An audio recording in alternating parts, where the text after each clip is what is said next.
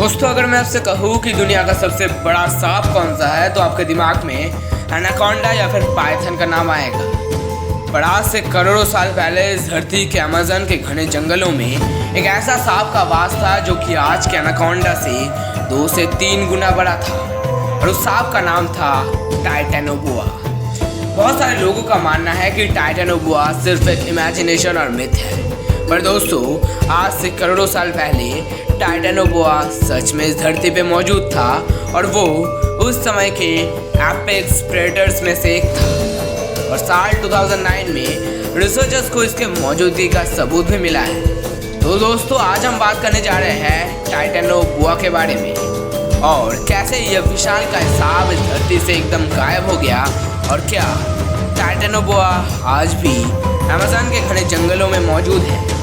इन सारे सवालों का जवाब जानने के लिए वीडियो को अंत तक जरूर देखें और चैनल को जल्दी से सब्सक्राइब कर लें। साल 2009 में कोलंबिया के सेरेजन कोल माइंस में एक विशाल रेप्टाइल का फॉसिल मिलता है। पहले तो रिसर्चर्स ने उसे किसी बड़े क्रोकोडाइल का फॉसिल समझा था, पर जब उन्होंने उसके ऊपर डीप रिसर्च किया तब उन्हें पता चला कि वो कोई विशाल का एक क्रोकोडाइल का फॉसिल नहीं बल्कि एक बहुत बड़ा सांप का फॉसिल था, जो कि दुनिया में खोजी गई अब तक की सबसे बड़ा सांप का फॉसिल माना जा रहा था।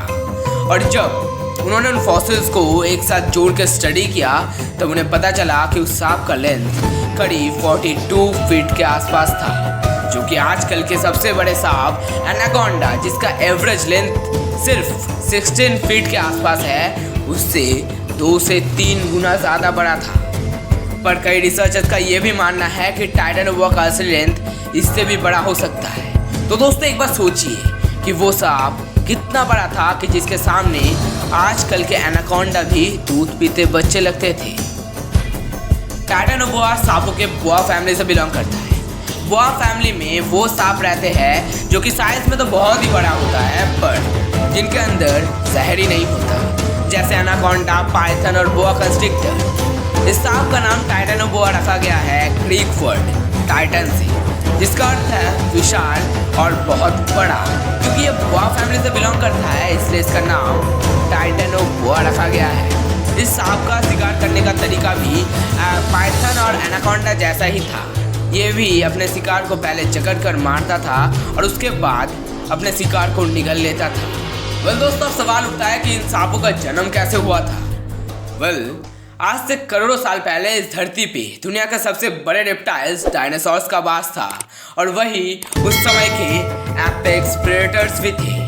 पर करोड़ों साल पहले एक बड़े से एस्टेरॉयड के साथ पृथ्वी के टक्कर की वजह से डायनासोर्स हमेशा के लिए धरती से एक्सटिंक्ट हो गए और उस समय पृथ्वी का टेम्परेचर भी नॉर्मल के मुकाबले 15 से 20 डिग्री बढ़ गया था, जो कि एक आइडियल कंडीशन था छोटे कोल्ड ब्लडेड क्रिएचर्स जो कि उस समय एस्टेरॉयड के टक्कर से बच गए थे उनके लिए इवॉल्व करने का। और वैसा ही हुआ, वो छोटे cold blooded creature suitable condition में धीरे धीरे इवॉल्व करने लगे और बड़े बड़े रेप्टाइल्स में बदल जाते हैं और उस जमाने के एपेक्स प्रेडेटर्स बन जाते हैं। और उनमें से ही एक था टाइटेनोबोआ, जिसका साइज हमारे इमेजिनेशन से भी ज़्यादा बड़ा था। और सवाल उठता है कि टाइटेनोबोआ पृथ्वी के कौन से हिस्से में पाए जाते थे और क्यों। दोस्तों टाइटेनोबोआ आज के अमेज़न के घने जंगलों में पाया जाता था, जहां आज एनाकोंडा का वास है। और साइंटिस्ट का ये भी मानना है कि टाइटेनोबोआ असल में एनाकोंडा का ही पूर्वज है। दोस्तों जैसे मैंने पहले ही बताया है, टाइटेनोबोआ और दूसरे रेप्टाइल्स कोल्ड ब्लडेड क्रिएचर्स होते हैं जो कि अपने बॉडी टेम्परेचर्स को ह्यूमन की तरह कंट्रोल नहीं कर पाते। इसलिए टाइटेनोबोआ को रहने के लिए वार्म मॉइस्ट कंडीशन चाहिए था और अमेज़न का जंगल इक्वेटर के पास होने के कारण से वहाँ टेम्परेचर और वहाँ का ह्यूमिड कंडीशन टाइटेनोबोआ के लिए एकदम सूटेबल कंडीशन था। टाइटेनोबोआ एक बड़े साइज का सांप था, जिसके कारण से उसे ज़मीन पे मूव करने के लिए प्रॉब्लम होता था और इसी कारण से वे अमेज़न के नदी और दलदली भरी जगहों में पाए जाते थे।